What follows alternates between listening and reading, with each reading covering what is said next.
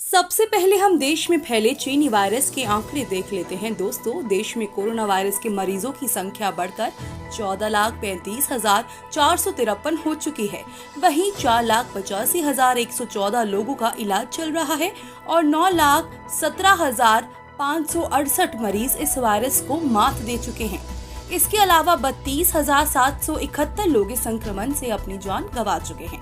और जैसे जैसे मैं आपको संक्रमित हुए लोगों की संख्या बता रही हूँ, वैसे वैसे संक्रमण से और लोग भी संक्रमित हो रहे हैं। चलिए बढ़ते हैं आज की खबरों की तरफ। आज की वीडियो में हम देखेंगे कि भूमि पूजन में कौन कौन सी महान हस्तियां होंगी शामिल और भारत बांग्लादेश को देगा 10 रेल इंजन।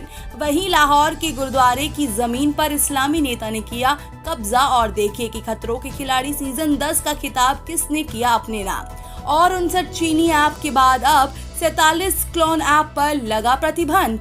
आगे देखिए BOB रिक्रूटमेंट 2020 में निकली भारी पदों पर भर्तियां, जिसे आप पा सकते हैं 35,000 से 60,000 तक का भारी वेतन। अंतिम तिथि नजदीक, जल्द करें आवेदन। इन खबरों को जानने के लिए बने रहे हमारे साथ। चलिए दोस्तों, फटाफट ले चलते हैं आपको हमारी आज की सबसे पहली खबर की तरफ। भूमि पूजन में शामिल होंगे आडवाणी, जोशी, भागवत और अंबानी। भगवान श्री राम के भव्य मंदिर की तैयारियां जोरों पर है। 5 अगस्त को भूमि पूजन किया जाना है। प्रधानमंत्री नरेंद्र मोदी के हाथों भूमि पूजन होगा। भूमि पूजन के दौरान उपस्थित रहने वाले खास मेहमानों की लिस्ट तैयार है। भूमि पूजन समारोह के लिए भाजपा के वरिष्ठ नेता लाल कृष्ण आडवाणी, मुरली मनोहर जोशी और राष्ट्रीय स्वयंसेवक संघ के प्रमुख मोहन भागवत, भैयाजी जोशी एवं डॉक्टर कृष्ण गोपाल भी आमंत्रित किए गए हैं। 200 मेहमानों लोगों की सूची को 4 हिस्सों में बांटा गया है। इसमें कला, साहित्य, संस्कृति और औद्योगिक क्षेत्र से जुड़े शीर्ष लोग शामिल हैं, जिसमें रिलायंस इंडस्ट्रीज के चेयरमैन मुकेश अंबानी और अडवाणी समूह के चेयरमैन गौतम अडवाणी ने नाम भी शामिल है। बांग्लादेश को 10 रेल इंजन देगा भारत।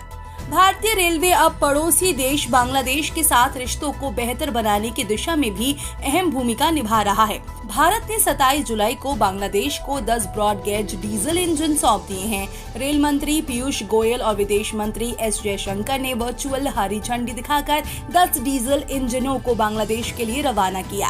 पश्चिम बंगाल के नादिया जिले में पूर्वी रेलवे के गेडे स्टेशन से सभी इंजनों की रवानगी हुई।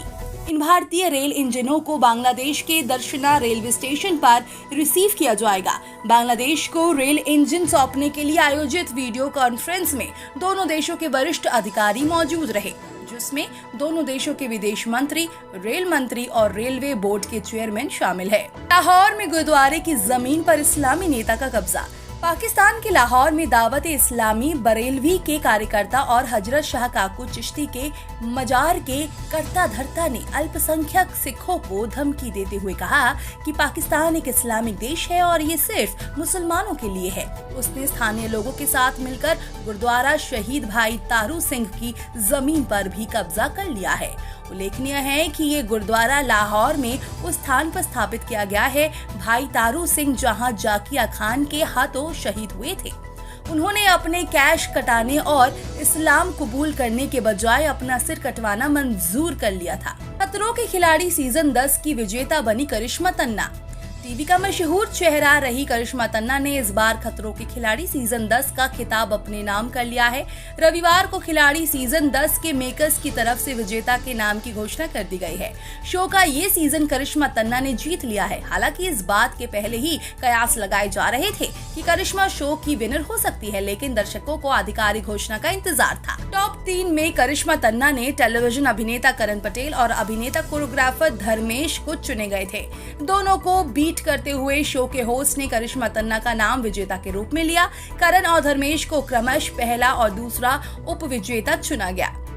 ट्रंप की लोकप्रियता सबसे नीचे। अमेरिका में राष्ट्रपति चुनाव के लिए अब 100 दिन शेष है, लेकिन मुश्किलें हैं कि राष्ट्रपति डोनाल्ड ट्रंप के लिए कम होने का नाम नहीं ले रही। चुनावी साल में ट्रंप के लिए सबसे बड़ी मुश्किल कोरोना महामारी के रूप में सामने आई है, जिसमें करीब 1.5 लाख अमेरिकी काल के गाल में समा चुके हैं। महामारी से निपटने को लेकर ट्रंप की आलोचना शुरू से ही हो रही है। इससे बिगड़ी अर्थव्यवस्था और पैदा हुई बेरोजगारी के अतिरिक्त श्वेत आंदोलन ने ट्रंप की छवि पर विपरीत प्रभाव डाला है। नतीजतन चुनाव से चंद हफ्ते पहले उनके साथ महज 32% अमेरिकी खड़े नजर आ रहे हैं। ट्रंप की लोकप्रियता का ये सबसे नीचे का आंकड़ा है। हमारे साथ इस वीडियो के अंत तक बने रहिएगा, क्योंकि आगे आप देखेंगे कि कैसे पा सकते हैं आप उच्च पदों पर नौकरी। बीओबी रिक्रूटमेंट 2020 पर निकली भारी पदों पर भर्तियां, जल्द करें आवेदन। उच्च पदों पर नौकरी पाने वाले उम्मीदवारों के लिए आई बड़ी खुशखबरी। बीओबी रिक्रूटमेंट 2020 ने मांगी है भारी पदों पर भर्तियां। इस भर्ती के तहत चीफ फाइनेंशियल ऑफिसर समेत कई अन्य पदों के आधार पर उम्मीदवारों का चयन किया जाना है। आधिकारिक नोटिफिकेशन के मुताबिक बैंक ऑफ बड़ौदा की भर्ती के लिए योग्य व इच्छुक उम्मीदवार 7 अगस्त 2020 तक आवेदन कर सकते हैं और पा सकते हैं 35,000 से लेकर 60,000 तक का भारी वेतन।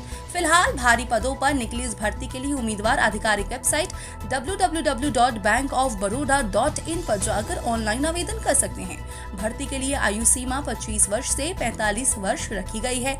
बीओबी द्वारा निकाली गई इन बम्पर भर्ती के लिए आवेदन करने वाले उम्मीदवारों के पास किसी भी मान्यता प्राप्त विद्यालय से 12वीं पास आधिकारिक डिप्लोमा होना अनिवार्य है। डीयू में ईसीए कोड के तहत सभी पाठ्यक्रमों में पंजीकरण की तिथि 31 अगस्त तक बढ़ाई गई। दिल्ली विश्वविद्यालय ने एक्स्ट्रा करिकुलर एक्टिविटी ईसीए कोटे के तहत सभी पाठ्यक्रमों में पंजीकरण के लिए आवेदन करने की तिथि 31 अगस्त तक बढ़ा दी है। अब बढ़ी हुई तिथि तक छात्र स्नातक, पीजी, एमफिल व पीएचडी पाठ्यक्रमों में ईसीए कोटे की सभी श्रेणियों में आवेदन कर सकेंगे। ईसीए कोटे में एक छात्र अधिकतम 3 श्रेणियों में ही आवेदन कर सकता है। हालांकि डीयू के सभी प्रवेश परीक्षा आधारित पाठ्यक्रमों में पंजीकरण करने का समय 31 जुलाई तक का ही है। चीन में अमेरिकी कर्मचारियों ने वाणिज्य दूतावास छोड़ा।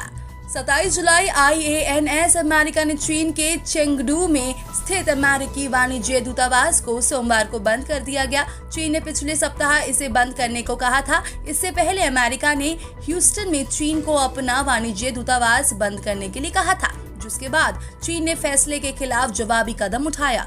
अमेरिकी विदेश विभाग के एक बयान में कहा गया है कि वाणिज्य दूतावास ने सोमवार सुबह 10 बजे से कामकाज बंद कर दिया। दिल्ली में 2 महीने में कोरोना के सबसे कम 613 नए केस। देश की राजधानी दिल्ली कोविड-19 महामारी से निजात पाने की तरफ तेजी से कदम बढ़ाती दिख रही है। यहां अब नए मामले की संख्या में लगातार गिरावट दर्ज की जाने लगी है।